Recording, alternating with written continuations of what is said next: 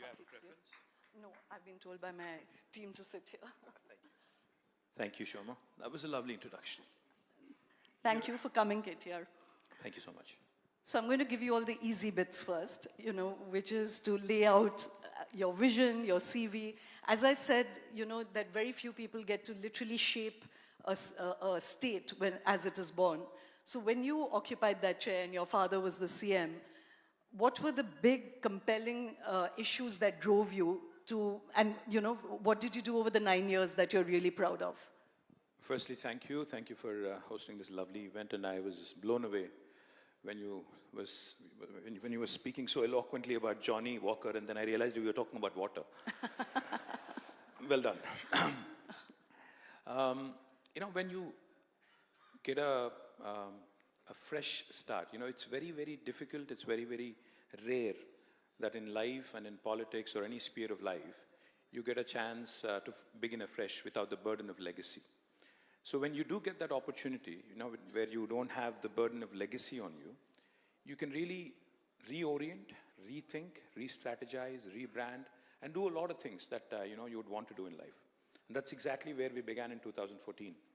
When the state of Telangana, which has its own story, which is a story full of struggle, sacrifice, and dignity, and many, many other elements, eventually became a reality in 2014. Our goal was very, very clear. We wanted this state to be the lighthouse for the rest of the country. We wanted to prove a point not just to ourselves, but also to the rest of the country, which kept saying, this probably won't be a viable state. But today, as I sit here in Chennai, and as I talk about my state, while I may not be in government anymore for the last 2 years, I'm filled with a sense of pride. And the reason why I say that is because I firmly believe Telangana is the most successful startup state of independent India. Now, why do I say that? Our per capita in 2014, when we began our journey, was about 1,14,000 rupees. And when we left the office in 2023 December, our per capita, we were ranked number 14 in the country in 2014. But in 2022-23, when we left office, we were the number 1 state in India with 3,87,000 rupees of per capita. Thank you. Our gross state domestic product was 4.5 lakh crore in 2014. It tripled and it became 15 lakh crore in 2023. Again, highest growth rate for any state in India. More importantly, I know all of you have phones, all of you all have, are very addicted to social media. So if I may indulge them for a minute, I'd say, please, if you can pull out your phone for a second, maybe just open Google or ChatGPT, just to give you an example of what we've done and how we've benchmarked ourselves. Please type in, if you can, the world's largest lift irrigation project. The world's largest lift irrigation project. I'm not talking India's largest, but the world's largest. Any answers? Anybody? Yeah. I thought these guys would be very, very trigger happy, but... Yeah. Anybody? Yes, sir. But you can be faster than ChatGPT right Absolutely, now. I am faster than ChatGPT. Well, this is a project called as Kaleshwaram. It's based in Telangana. It irrigates about 45 lakh acres of land. And this has been a game changer for Telangana's rural economy and agriculture. In fact, we were ranked number 12 in India on agriculture produce. Today, we are ranked number 1, surpassing Punjab and Haryana in paddy production. Now, we've benchmarked ourselves against the best in the world. World's largest innovation campus is in Hyderabad. You can Google that too. World's largest Amazon campus is also in Hyderabad. So our growth has been across sectors. If you look at our rural development model, we have consecutively won 30% of national awards on the National Panchayati Raj Divas. 3% of India's population winning 30% awards. So it's a very unique model. I have to say, you've also been very successful with organic farming, which Sri Lanka was not. Absolutely. Had a disastrous experience with that, but you haven't. Absolutely. So the growth has been all round. The growth has been inclusive. The growth has been multi-sectoral. And as a result, for 9.5 years, despite COVID, despite demonetization, despite a lot of decisions that didn't go very well for us, still we were able to maintain the growth momentum. We actually ended up, giving a run to even Bangalore as Hyderabad. Gave Bangalore a run for their money in terms of creating technology jobs as well. We beat Bangalore 3 quarters in a row, which has never happened in India's history. So I'm very proud of my state and what we've done. But yes, like you said, here comes the slam question, Yes. right? So I'm going to take you to a national perspective also. But before that, yes, having done all of this, and there isn't dispute that you did it. Of course, there's a lot of criticism whether this was evenly distributed, whether it really went down or it didn't, but not for intention and not for vision, people wouldn't critique you at all. But even the fact that you were attempting to do this on a blank slate, why would you lose an election? So what would the introspection and correction lead you to? I tell you what, just to draw a parallel, for those of you who follow politics and for those of you who follow electoral politics. In 2014, we had won 63 seats out of 119 in Telangana. We formed the government because the magic figure was 60. In 2018, we actually went 4 months ahead of our general election. We won 88 out of 119. And in 2023, we won 39 out of 119. And the margin of difference between my party and Congress, which won the election, was hardly 1.8%. But of course, first past the post, even if it is by 0.1%, they've still won the election. Just to draw a parallel, if you think about it, Prime Minister Modi has won in 2014, I think with 278 or something, BJP. And then in 2008-19, they won 303. True, KTR, but I don't, KTR, I don't... Coming to... I don't want to lose people with the numbers, okay. But just the heart of it, that if you were on such a good trajectory, in retrospect, what do you think you didn't get right? Two things. I think the short-term, perception that was created that, Congress is going to come out with the political panacea in the form of 6 guarantees and 420 plus promises. See, Shoma, if I have to answer in one line, economic bankruptcy of ordinary Indians is real. Intellectual bankruptcy of political class is real. And that's a deadly cocktail. Economic bankruptcy and intellectual bankruptcy. And Congress, when it comes out and makes a promise that they are going to deliver the moon, which is possibly going to cost at least 3 budgets in 1 year, if I have to add up. Yet people bought into that, some of them, and therefore the difference was 1.8%, we lost. But I don't look at defeat as a major, loss of face or something. It's a mirror. I mean, if you think about it, it just tells you probably what went wrong, probably what could be improved, what could be corrected. So yes, there are areas which, of course, we have to improve. There are areas which probably where perception needs to be corrected. And there are areas where we could probably continue to build. So introspective political leader is just the rarest of creatures. So when you're saying that there are things that could be fixed, what would those be? And the reason I'm probing you for that is because if you come up with some of those answers, I think it would link across political parties. And like I said, I want you to take you to a national perspective. Sure. I think one of the things that we didn't do right, of course, was I think the perception that was created that while we were delivering in government, we were not accessible. I mean, our MLAs, probably our ministers, that is something that we could have done a better job at. Secondly, I'd say, the anti-incumbency that people talk about is real. If only we had changed maybe 15 to 20 more candidates, definitely we would have done a lot better. So I think people wanted change. People wanted probably a different face, a fresh face. That's something that we missed out on.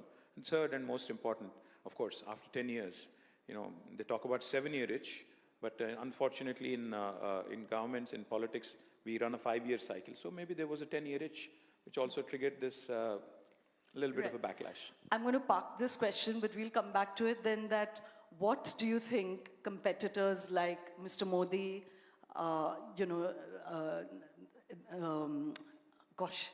Patnaik, and Nitish also in Bihar, what are they doing that nobody seems to get itchy with them, So, but just for the moment, I'm going to park that question.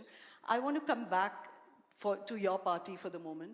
That, like I said, that there's been this really modernizing, vision which straddled both technology and rural, realities of Telangana. But the reason that the party has not been able to hold on to power is also a sense that, all the allegations that go to all parties across India now. One, that it's a family fiefdom. Second, that there is, tension between your sister and you, that there's, fractures within the family itself. And so I want to ask you 2 questions. One, that do you think that this is a malaise across Indian politics that actually needs deep thinking now? That you plan succession, you plan how you must, let's even forget the nepotism aspect of it, but just that how can power sharing be done in a correct way? And secondly, is there any way that parties can prevent themselves from falling into, that idea that this is a family fiefdom? Well, tell me something. If it's okay for businesses to have successes from the family, if it's okay for other, professions also to have successes from the family. In fact, if anything, if you ask me, in politics, we are up for scrutiny every 5 years. I'm 5-term elected MLA, When I am introduced into politics, yes, I was introduced as my father's son. But if I'm not good enough, if I'm not fit enough, if I'm not capable enough, of course people would throw me out. They have done this in this beautiful country of ours. Indira Gandhi was defeated. NTR was defeated. Several other top leaders have been defeated. So I'm a nobody when compared to them. Now, the second aspect is, of course, I'm not trying to justify how, the means to get into politics. All I'm saying is families, struggles, successions, they happen all over the place. Now, how do you get out of it? I think the only way is communication. The only way is not just communication within, but also outside. And that is something probably that we have not done well enough. Again, going back to what you said about the setback we suffered in 2023. So I have to be candid. I have to confess. Maybe yes, maybe we haven't communicated clearly enough inside and outside, and that's probably one of the reasons as well. Yeah, and this is something that, as I said, cuts across party lines. Like you hear now that the TMC is suffering from it. Akhilesh Yadav's, lost the election because of a family feud within, that it was not consolidated. You've seen that in the Shiv Sena. You're seeing that in your party. So my question really is that if you were, I'm not just personalizing this, but looking at it that this cuts across Indian politics, that is there a way, where this could actually be professionalized? You spoke about companies, but then companies actually plan for succession, where power can be shared, where it's, it's actually done in a professional way. Do you think that there's any scope for that in Indian politics? Honestly, no. I don't think it is going to happen anytime soon. But yes, with lot of professionals that are coming in, especially with strategists like Prashant and others who have come to play a very, very important role in politics and also during our election cycle, there is hope, but I don't see it happening anytime soon because, essentially, end of the day, politics or any business does run from a unitary chain of command. And if the boss, the leader, is somebody who's, able to rally his troops and make sure that he also, is able to inspire confidence among people, only then it works. Otherwise, no matter how professionally you run. For example, if you take a look at two corporate entities, large infra companies. One is L&T, which is run by professionals. Another company is called Mega Engineering, based out of Hyderabad, which is almost, I think, second largest or first largest now. Mega is largely family driven. L&T is professional driven, but both are successful. So I don't think they're mutually exclusive. There are parties which are run by families, by leaders within probably a small coterie, have been successful. DMK is an example in Tamil Nadu, which has been, I think, in government or in opposition for the last 5 decades or more. And likewise, there are parties like others, which I can't name right away, which also have had a professional setup and have been doing well. So I don't think it's a, zero-sum game, end of the day. Okay, I'm going to come back to this because there are many things, but I'm not going to quite drop this topic because it's something that certainly the BJP is able to play up against all other parties, that one, that power goes through the bloodline, and secondly... BJP does it conveniently. When it suits them, they align with Shiv Sena, and they have no problems with their nepotist angle. When it suits them, they align with TDP. When it suits them, they align with anybody, JDS. When they'll align with anybody, and nepotism then goes for a toss. But when it doesn't suit them, of course, they'll play it up and they'll try and, drum up as much support in the media and elsewhere. So it's a very convenient posturing is what I would say. I agree, but the only thing I would say, and we're going to come to the BJP and certainly some of the big issues on which you are critical or which concerns everybody, but would you say that the one thing that they have managed to keep up is that they keep invigorating their cadres because new people are given a chance, So even in the more family-led parties, is it not possible to give a greater range of people really powerful positions? If you go back to even within the Congress, the Nehruvian era, they really had giants across the spectrum, So why is it that it's such a narrow chokehold where people begin to feel suffocated in the family parties? Tell me something. You think BJP is run professionally and people are given chances? I don't agree with that at all. In fact, if anything, other than Prime Minister Modi and Home Minister Amit Shah, I don't think anybody has any say in that party anymore. So how are they any different from any other political party in India? I don't think they are different at all. So firstly, I don't agree with the premise. And secondly, yes, I do see a great scope. I do see a great scope for specialists coming in. I do see a great scope for others coming in and also playing an important role. When you look at Tamil Nadu politics, my friend Tyaga, PTR, has done exceptionally well. He's not from the family of the, chief minister, but he's done exceptionally well here. Likewise, I'm sure there are many others who've done very well in various parties, including our party. So I don't see it as a broad generalization that BJP has done certain things very well, which others have not been able to. I think most parties are very, very similar if you look closely. Okay, so just one more persistent question on this is that, do you think that just handling even a feud within the family with better optics, with more accommodation, would make people feel reassured? Because there is this sense, even say with Rahul Gandhi, when he couldn't keep even his friends within the party, there's a sense that if you can't manage your own brood, then how can you manage a country and all the contrapuntal energies that come there, So again, in that mood for introspection, do you think that this entire thing could have been handled better? You know what? Every family in the world, no matter where they are, will have challenges. In fact, one of the toughest situations in life is to align expectations within a close group of friends or family. So yes, in retrospect, could things have been handled better? Of course, I would say yes.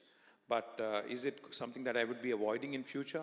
I don't know, because you will continue to run into issues. You will have to manage.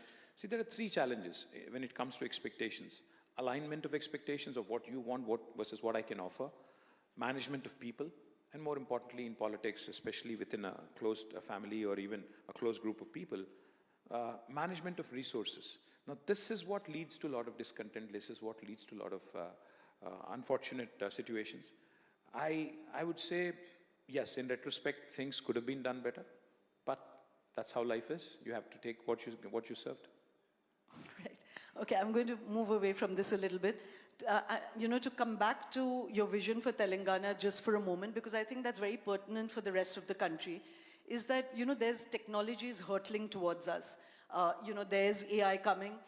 The year that Google put $10 billion into OpenAI, they actually laid off 10,000 people. So there's a sense that there's going to be massive layoffs, that as we embrace more AI, both blue-collar jobs as well as white-collar jobs are going to be jeopardized. So, in that sense that you've got a chance to envision a future for a state that did not have a legacy, with this kind of, tornado of technology coming once way, both opportunity and risk, what is your big picture thinking, if you're voted back to power, what is the gear shift that you will do now, if you're voted back to power, to plan for this new economic era? The first thing is, I'll start off with, your last point where you said this is a new economic era. India has always been sitting on the cusp of greatness. We've always been told that, we were a great country and we definitely will become great again. We keep talking numbers. The fact is, we have the world's largest think force, the world's largest workforce. Now, how do you convert this intellectual capacity into economic prosperity? That's been the big leap of faith that unfortunately did not happen in many parts of India. Now, in my state, if I have to stick to my state, because that's where I worked for the last 9.5 years, in 2014, we had only 323,000 employees in technology sector.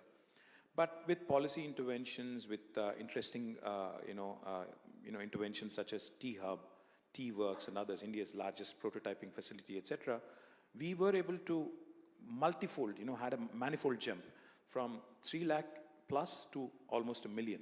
Now, how did that happen? Because we kept investing in newer sectors. We kept investing on new technologies. Now, with AI looming large, with everybody talking about potential job loss. In fact, as I was flying into Chennai this morning, I was seated next to a gentleman who heads L&T Mindtree. So when I asked him about this imminent threat, challenge of job loss, he said, it's a bit overplayed. This was his perspective. He said it's a bit overplayed. It was like how most of the restaurants and service industries got rid of their employees because during COVID, because they said, we don't see any hope of bouncing back in the near future. A lot of hotels were sold, a lot of hospitality industry, took a major hit. But then when it became fully functional again, it was very, very difficult to find talent. So what I would say is, in this so-called AI, which is looming large, like you said, AI threat, I would say there's a huge opportunity for India, especially a country like India, where you have tremendous, tremendous opportunity where, India's, for the last 2.5, 3 decades, we've been the high-value, low-cost human capital destination for Americans, for Europeans and others. That edge you will still have for another 20 years. That is not something that you're going to lose in the next 2 decades at least in the high-value sector. So therefore, I would bet big on all the applications of AI into various sectors, be it life sciences, be it healthcare, be it aerospace. As long as you're able to find that convergence point, I think India will still do great. Deep tech, India will still do amazing. So the potential job loss that people talk about is, of course, real, but I think it would affect the first world more than India or any other second, third world countries. So at this point in time, if I was voted back to government in Telangana, the first thing I would do is make sure that we equip our children, because only 30% of our STEM graduates every year who come out of colleges are employable. The biggest challenge is industry readiness of our workforce. That is something where we have to work together with the industry.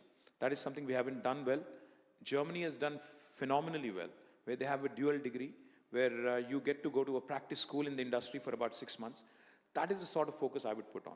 So rather than worry too much about AI and how it would impact us immediately, I would say focus more on the convergence points, focus on creating value additions and more jobs. And that is something I would focus on if I were to vote it. So then I'd flip the coin and ask you that, is India taking its technological destiny seriously enough? Are we still too embedded in the old ideas of, sort of more labor-intensive manufacturing, which may go away? We've been seeing big industry coming, but it's more automated, so jobs finally aren't created.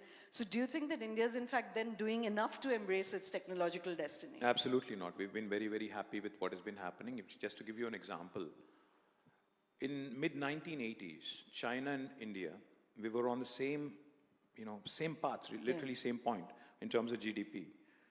In fact, at one point, India in early 1980s, India was a larger GDP, larger economy than China. But look at them now. 40 years later, they're 6 times bigger. They're 20 trillion economy. We are still languishing at about 3.8, 3.9 trillion. What went wrong? What happened? If you think about it, I think Chinese have realized that stability in terms of policy and in terms of long-term impact, discipline, scale, these are the things that matter. So they chose economics as their playbook. And we chose politics of identity, politics of various forms as our immediate goal, I guess. As a result, today, China's 6 times bigger. We missed the bus big time on that. Indonesia. They're 13,000, GDP, I mean, per capita GDP. We are 2,200. And the US is 86,000. So point is, even Indonesia, Vietnam have figured this out. Even they have become, new age, modern countries which look at manufacturing and scale. Unfortunately, India has not been doing that, despite good slogans, Make in India, Digital India, etc. So therefore, we are definitely not doing enough. We are definitely not doing justice to our potential. There is so many things I can tell you that need to be corrected. But one thing I will say, imagine if one state, Telangana, can become, within 9.5 years, the state with the highest per capita. Prime Minister keeps talking about double engine. I don't think double engine would work. You need 28 states, 28 engines revved up, 28 engines doing really well, 28 engines powering off in a big way, to be able to, and play to their strengths, of course. Tamil Nadu is a coastal state, has a huge coastline. How do you leverage that? Telangana is landlocked. How do you leverage the opportunities there? Madhya Pradesh has other potential. So if 28 engines are working simultaneously, then you would actually get to that 2047 point where you would probably be a first world or a second world country at least. So unless that happens, unless we're stuck on the double engine mode, I don't think things are going to change. And like you famously said that, and right now coming from Delhi, I can tell you the double engine feels like a failed engine. No, it's a 4, in Delhi you have 4 engines, by the way. in case you forgot. You have the Lieutenant Governor, you have Delhi government, you have the municipal corporation, you have the union government, all powered by one party, yet air quality is terrible. So you figure. Yeah. I mean, I have to say, you know, not only double engine, but the Prime Minister right now saying "Mausam ka maza lijiye" was really salt on very, very deep wound, you know. So that doesn't feel good. And like you famously said, and I'm going to take you there to some of the Now more... I know why you do these shows more in Chennai and less in... No, and like you said, double engine is sometimes jumla, sometimes hamla. So, you know, I'm going to give you a chance to air all those salty things as well. But just one more before that is that, you know, I want to talk about the North-South divide, again, the state of the opposition, all of those things, the language wars that, you know, are playing themselves out across the country. But you've been very, very visionary, KTR, about focusing on systems being really important. And I want to ask you two questions. One is that, you know, you just said parties have to be kind of unitary leadership. And it's in India, we are actually becoming presidential more than parliamentary. So is there a kind of tension between creating a system that will last, or is it necessarily personality-based? You know, you were just saying when we were having tea that Hyderabad and the GDP of Telangana is already dipping. And I asked you, what can have happened in 2 years that you did such wonderful work for 9 years and in 2 years it's already going down? Did you not set enough systems in place then? Absolutely not. But if you mess with the system, of course, it's gonna. If you derail a system deliberately, it's gonna have its negative impact. Fact is, you know, politicians, political class, governments, parties, we are all temporary. We are all transient. None of us are here. See, I am supremely glad that we've been given 9.5 years of opportunity to govern. If I end up thinking that, you know, I'm going to be there forever, I'm an idiot. I'm a very greedy idiot at that. So therefore, today, if you ask me what should have been done and what has been done, I would say, I think one of the things we've done brilliantly, we have put institutions above individuals. We've created institutions that will outlast individuals. We have created processes that will outlive people. So, for instance, just to again, when we talk disruption, a lot of people think disruption can only happen in the tech world. No, disruption can even happen in governance, disruption can even happen in platforms like this. So therefore, in Telangana, we came out with some policy disruptions, just as an example. Any of the industrialists here who have a business in Telangana would know that we promise all clearances in 15 days. But this is by statute. And if you don't deliver on the 15-day window, on the 16th day, it's a deemed approval. The same bureaucrat who's been a status quoist for the last 7 decades, for him, the paradigm is basically flipped on its head because of this new legislation that came in. If you don't deliver on the 15-day window, on the 16th day, the same bureaucrat can be fined a penalty of rupees 1,000 per day. Now, that is a true systemic disruption that has really changed Telangana's landscape in terms of industrialization. Likewise, we have created many such institutions, we have created many such systems, but of course, any system, any book, any constitution even, is only as good as the person holding it or as good as the person running the country or the state. Can you make a negative impact using the same system? Of course, yes, and that's what is seen in Telangana today.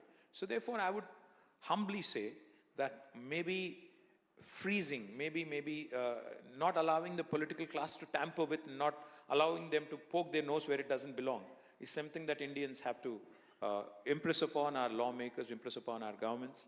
Like Thomas Paine very, very famously said, Shoma, every patriot's primary responsibility, primary duty, and primary allegiance to the country is to save his country from its government. That is something we all need to agree on, be it the state government here or the central government there. We cannot allow them to mess with it. And that is something I am truly offended by as to what Congress is doing in Telangana. You're giving a very easy segue actually to the next session. Not that we are stopping now, but that Arvind and Devesh's thesis is that they've taken a Hippocratic oath that do no harm, even if you don't know how to do some good, do no harm to the economic and political system.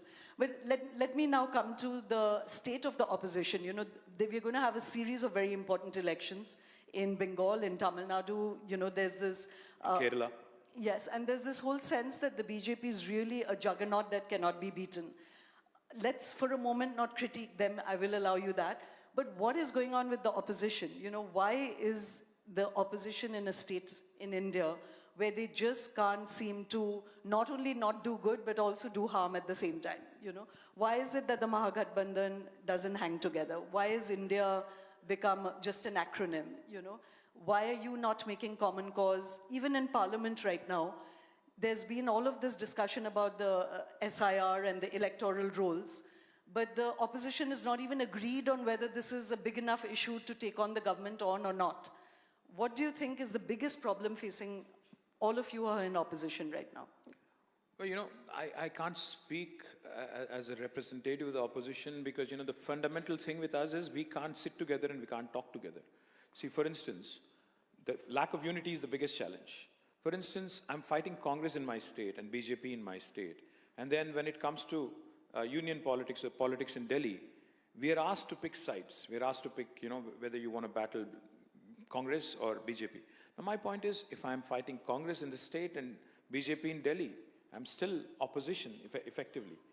But what went wrong, if you ask me, like you said, you know, with respect to BJP and the opposition, I'd say Congress is the largest party today in the opposition. They've failed to enthuse people, they've failed to modernize, they've failed to organize, then they've failed to present a credible alternative nationally. That's beyond doubt. And that is why BJP is getting away without any serious scrutiny. BJP is able to, you know, win election after election because the biggest asset of Prime Minister Modi, if you ask me, is Mr. Rahul Gandhi himself. That is the reality. You can see it. So the point is, unless Congress wakes up from its deep slumber, modernizes, organizes itself, and presents itself in a form that people are able to appreciate, not much is going to change. Yes, there will be regional forces, like Mr. Stalin here or the AIA, DMK, who are able to hold off Congress and BJP in their state in Tamil Nadu, and I really salute the people of Tamil Nadu for basically challenging the central overreach, if you ask me, you know, from both central parties. Be it West Bengal, where Didi has shown that, you know, she's able to hold off BJP. Even in Telangana, we were able to hold off BJP and Congress for 10 years and we lost by a whisker in the last election. So it is the strong regional parties that have been able to hold off, including Kejriwal, who's won 3 terms on the trot. The biggest letdown for this country right now, since 1996 or post that, has been the Congress party, without a question. Because they're the ones who have not been able to build a coalition. They're the ones who don't seem to get off their high horse, cannot seem to understand that their days... See, look at Bihar. What went wrong? See, in Bihar, Congress is a fringe party. In Tamil Nadu, they're a fringe player. But they do not want to accept the fact. I'm sure we'll talk about how they troubled DMK in April 2026. Because the Congress always wants to bite more than what it can chew. And then eventually it helps the opposition. That's how it works all the time. Having said that, now, what is that glue that can bind us together? See, for instance, if us in Telangana and Stalin in Tamil Nadu and Didi in... We tried, by the way, my father tried very, very hard to stitch up a credible third front or a federal front, as he called it. But what we realized is there isn't anything that's binding us together other than probably a little bit of, not animosity, but probably a little bit of a common enemy kind of a factor. That is not something that is going to work in the long term. So that is the biggest challenge with India. Our diversity sometimes also ends up being our challenge. So I'd say that's the biggest problem with opposition today. So, but then that's the big question that, you know, like you said, that the common enemy with a lot of these parties is the BJP. And I'll ask you to enumerate what about them makes them an enemy. But the other question, and very, very crucially attached to that, is that what is the alternate vision? You know, you're saying the Congress doesn't have a vision. But let's assume that you were in Rahul Gandhi's place today. What is it that you would do which actually presents an alternative vision for India, economically, you know, imaginatively, politically, that is radically different from what the BJP is doing? See, caste is not the answer to the religion, you know, vertical that BJP has latched onto. Unfortunately, Rahul Gandhi has been advised by his advisors, I guess, that, you know, to beat BJP at its own game, which basically is polarization in the name of religion, you have to latch onto caste. And that's why he keeps talking about caste censors and how jitna abadi, utna haq, etc., etc. Somehow it has gotten into his system that this is the answer. That's not. See, like I said, Prime Minister Nehru, the first Prime Minister of India, today is remembered for building institutions like IITs and IIMs. Tell me one institution that Congress has built post Prime Minister Nehru's era. I mean, there are a few which Indira Gandhi has done, but beyond that, I don't see much happening. What is the vision of Rahul Gandhi for this country till 2047? He's probably 53, 54 now. Other than sense of entitlement, I don't see much coming from Rahul Gandhi ever. See, again, don't get me wrong when I say this. What would I do? I would focus on creating more economic clusters in India. Today, if you look at India as a country, we have about 10 or 12 economic engines that are driving the prosperity in this country. Hyderabad, Chennai, Bangalore, and of course other metros, Bombay, Delhi, and Kolkata, and many others, Ahmedabad, etc. Have we ever seen Rahul Gandhi present a vision of how this economic prosperity can be converted into jobs, how these economic clusters can focus each of them on a separate sector, and how our institutions, the world-class institutions that we do have, the IITs, the IIMs, and even the universities, how we can scale them up and really convert this knowledge into prosperity, the young think force which has global aspirations today. I don't see Rahul Gandhi talking about startups. I don't see him talking about innovation. I don't see him talking about world-class universities and pumping more money into research and development. This is what I would start talking about. Will it win me elections? I don't know at this point in time, honestly, again. But end of the day though, as long as you get to play a role in politics, you know, being in public service, public life itself is a huge privilege, Shoma, be it in opposition or be it in government. When in power, you deliver. When in opposition, you listen. So therefore, I think both responsibilities you have to accept with humility, and you have to continue to build the narrative, continue to build the momentum. Given an opportunity, I would recreate, one straight answer. I would recreate what we have done in Telangana in 9.5 years across India. That's what I would do, and that would be the magic pill if you ask me. You know, that's a very interesting answer, and I actually want to push you further on that. So you said on an economic vision, you know, but the Congress has also not been able to revitalize its imaginative or the big picture story, which is, you know, in any way, there are enough people who perhaps don't like the BJP vision. I don't think even the Congress is talking so much about themselves as much as we are talking about them. But you just place them as the nodal, you know, I was trying to bring you... Unfortunate, but that's the reality. You know, they are this albatross which keeps hanging around India's opposition's neck. We can't seem to get rid of them. But at the same time, they have become an unfortunate indispensability for this country.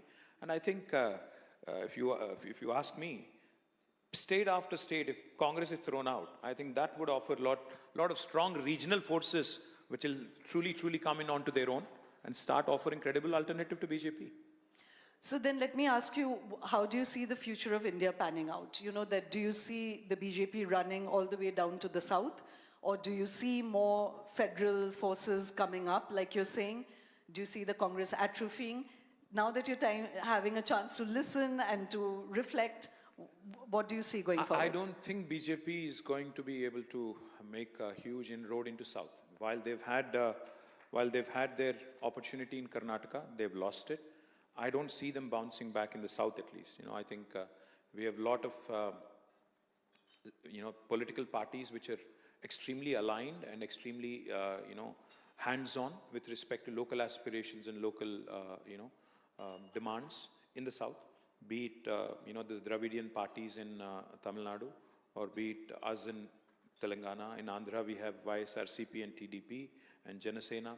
So likewise in Karnataka also we have regional parties. So therefore in South I don't see a great deal happening for BJP. But I do sense a certain element of despondency that's also creeping in the BJP system as well, because they've just lost 37 parliament seats in Uttar Pradesh. That must have given them a scare.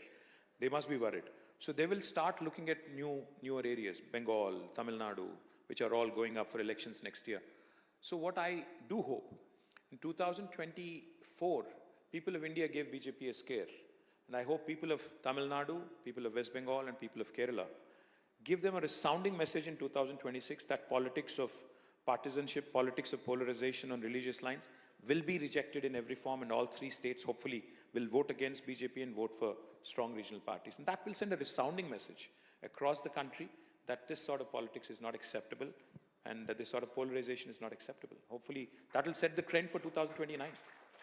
So, let's not say that, I don't want to make you the sort of ventriloquist for the Congress, but I just want to, because you put out a vision right now about the economic clusters, that just in case you had to be the chief opposition leader right now, again, is there a way that you would spell out a different vision for India, which is not the BJP's vision, but which is not just saying that, you know, they're communal? What is the positive vision that you're putting out, which people could buy into?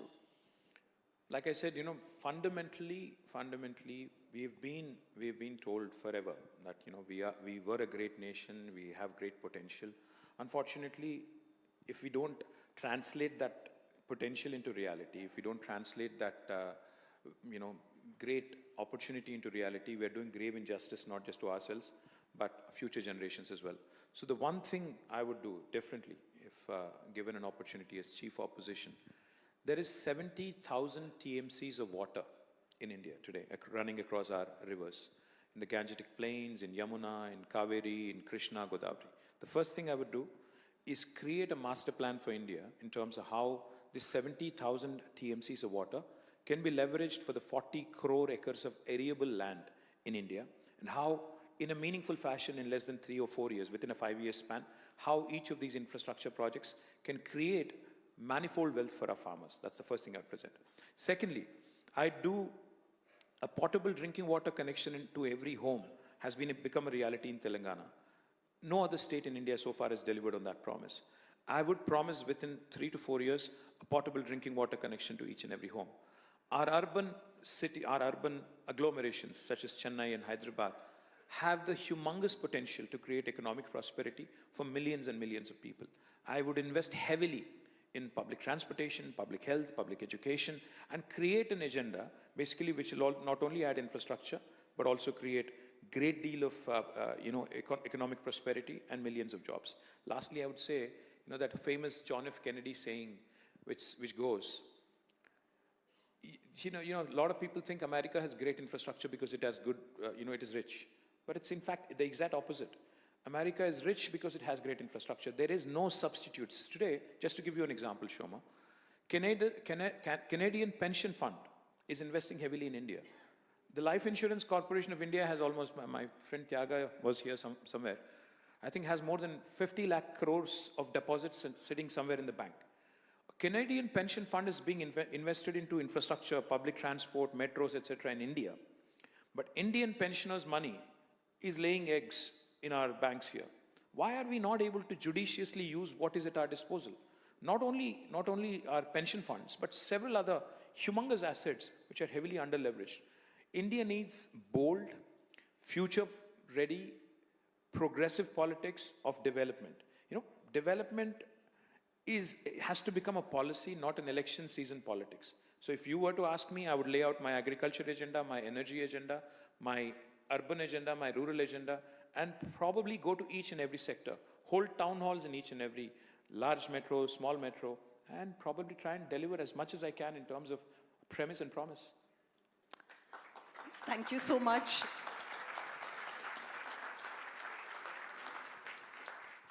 You know, as I was laughing that the last time I did a session with PTR, he got a standing ovation in Delhi, and that didn't go too well for him. So I hope that your visionary statements here don't boomerang on you. But no, I hope he wins back. You know, people like him, honestly, people like him are a must in Indian politics. People like him should win back. And it should not look like, because see, it should not look like somebody who has got that, who's got that intellectual capacity cannot come back electorally. And that would really be a huge setback. So I do hope any of you voters from Madurai here, I don't know, I'm rooting for PTR there, Tyaga there, is a dear friend of mine. So I do hope he'll win back and come back, yeah? Yes. Just because we have you here, you know, we're, like you said, people say that they don't like political leaders and they don't like politicians, but I'm not one of those, actually. I think it's the toughest job on the planet. And I want to ask you for a personal sort of insight that, you know, what is the most difficult thing about being a political leader? Can I be blunt? I'm sure we're being recorded, and I'm sure this is going to go out social media and I'll be trolled heavily. Biggest challenge, unfortunately, in India is to put up with our mediocre bureaucracy. They're extremely status quoist, they're resistant to change, And they live and thrive in ambivalence and ambiguity. And to change them, biggest challenge. The problem is ever since License Raj, for those of you who remember License Raj, they're used to sitting in ivory towers, our bureaucrats, and people going and begging and pleading with them. Now, if you tell them to work differently and change differently and start thinking differently, they're heavily resistant. And the biggest challenge is they look at us politicians who are elected as people who are only elected for 5 years. So, in his mind, the bureaucrat is thinking, okay, this guy is only here for 5 years, I'm here for 50 years. So why should I listen to him? The fact is, in a democracy, it is the dog that should wag the tail and not the tail wagging the dog. This is something I absolutely believe is the biggest challenge. And second biggest challenge in politics today, this is going to go horribly wrong, but I'm going to still say it, our judiciary. Is? Judiciary. We have 5 million pending cases. And look at what they are taking up. There is no expeditious justice delivery system in India. We keep talking about ease of doing business, ease of entry into the country, ease of entry into a state. But then there should also be an ease of exit, if there is a problem. Judiciary should come to your rescue, dispute redressal mechanism should be there. That doesn't exist in our country. So therefore, these are the two biggest challenges, if you ask me. And of course, putting up with, like I said, mediocrity among bureaucracy really tops the charts. So just one last, I would say almost hard question, is that another political leader once told me that for him, the most difficult thing was that he said, once you're in the seat of power, you're surrounded by so many sort of rent seekers that they almost make it natural for you to be corrupt, that it's just not possible. Like you almost lose your perspective and your radar on what is corrupt and what is not. So have you found it difficult to keep your radar on what is political corruption, what is personal corruption? And sadly, you spoke of the Kaleshwaram Dam as a point of pride. You asked everyone to Google it. But there's CBI cases against your party and you and your father over that very particular dam on corruption, So again, both at a philosophical level and on this particular case. No, I'll probably start with the Kaleshwaram one first, We'll talk philosophy later. See, I'll tell you what. The funniest part is this. So this project, Kaleshwaram, like I said, is a project which irrigates 45 lakh acres. We completed it in 4 years, a record breakneck speed. In every project in India takes decades. We completed it in 4 years, in and out. Now, Congress party comes in, including the big man, Rahul Gandhi himself, comes in and starts accusing us of a 1 lakh crore scam. The entire amount of money that was spent on building this project was 92,000 crores. But Rahul Gandhi comes in and sets the narrative that this is a 1 lakh crore scam. I know that he's poor at many things, but I did not think math was one of them. Now, the problem is, somehow the narrative sticks. In India, the thing is, when you're accused, see, in all fairness to them, the BJP brought them down by saying the telecom scam was a 1 lakh crore scam. And Kapil Sibal said it was a zero crore scam, so that stayed in their minds as a good political weapon. Shoma, all I would say is, end of the day, we're all, Indians. We love our country. We may not love government of India, but we love our country. We love India.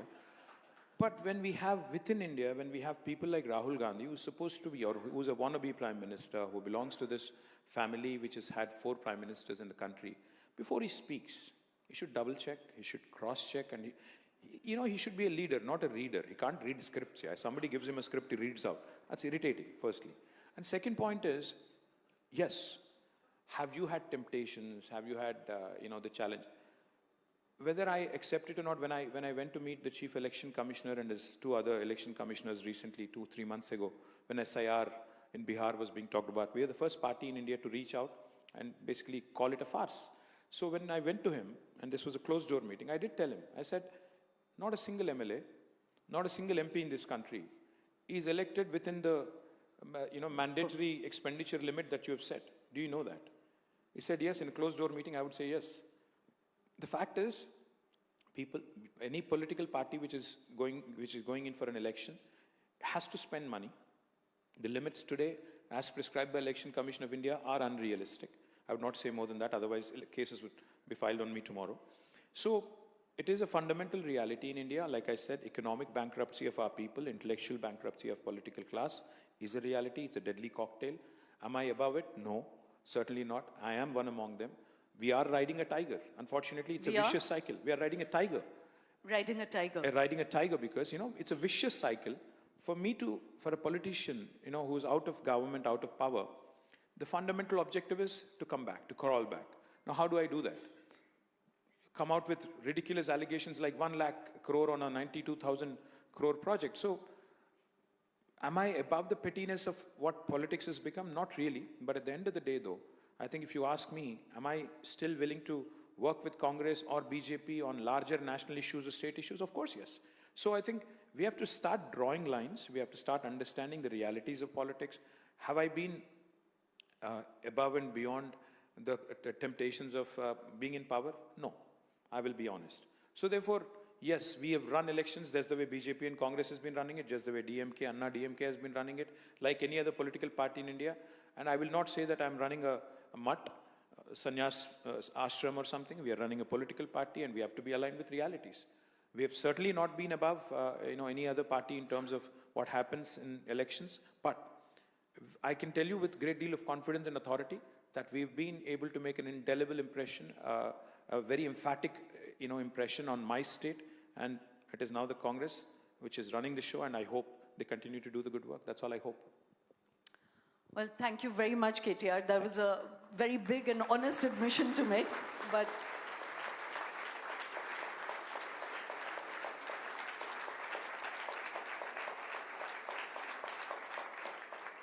for a moment I thought this was my ring till I saw there's a price tag attached to it. I could hold on to that for you if you want. I'm a politician, remember? So, yeah. But thank you very much. And just absolutely last question, which I wanted you to do in one line. Because, we've been sort of speaking about Rahul Gandhi and the Congress, and we're still on this topic? No. I was saying it's a strange situation where, you dump more on the opposition even more than the government or the ruling party. But you said earlier that there were many things that, you make the BJP a common enemy. So if you were to list 2 or 3 things that you dislike about them, but at the same time, and I had asked you that question in the beginning, what are they doing right that makes them win election after election? I think that analysis would be very interesting.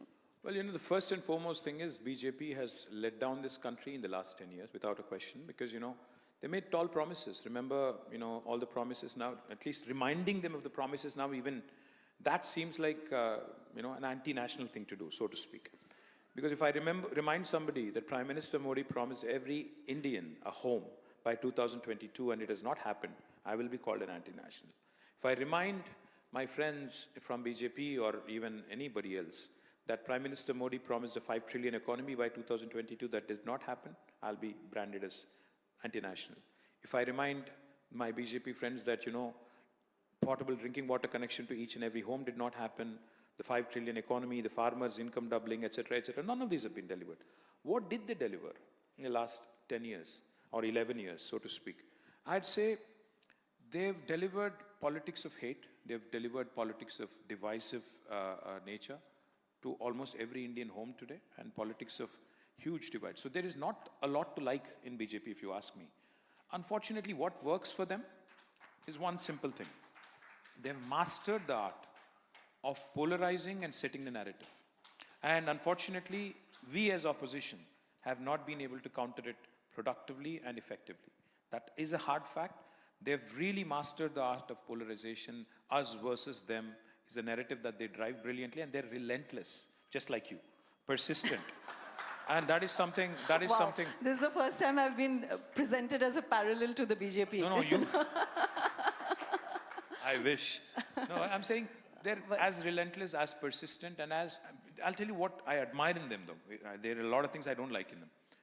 They won Gujarat election. They won the Uttar Pradesh election. The very next day, they're out in a rally in Gujarat. They're relentless. I saw Chief Minister of Delhi, Rekha Gupta, leading a campaign rally for a by-election in Delhi municipality. Now you have a Chief Minister campaigning for a municipal corporation by-poll for a single division. That is unheard of. So these are the things that make BJP. You like them, hate them, they're relentless, they're always at you. They're constantly trying to up their game, and that is something we all can take draw inspiration from and take a few leaves. In all fairness, yes, their endeavor is incredible, but I also want to say that if there was another sort of ally of the BJP on stage, they would have trotted out a lot of numbers as well on what they've done and not done. So I just want to put that on. They will tell you only three things. They'll talk about Pakistan, they'll talk about Bangladesh, they'll talk about Hindus and Muslims. Beyond that it is beyond their comprehension. Trust me when I say this. Okay. Since you're the person on stage, I'm going to give you an easy ticket on that. But they would have brought up some economic figures as well. But for the moment, I'm going to park that because I'm going to invite the economists on stage.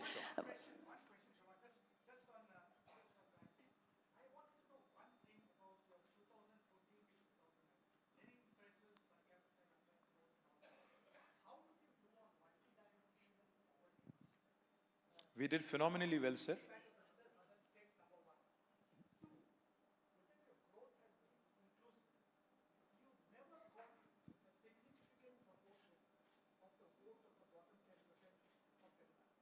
Just for those who couldn't hear, the question was, has the growth they created, was it inclusive? Because they've never got the bottom 10% vote in Telangana. I'm not quite sure I understand the bottom 10% question, but I'll tell you one thing.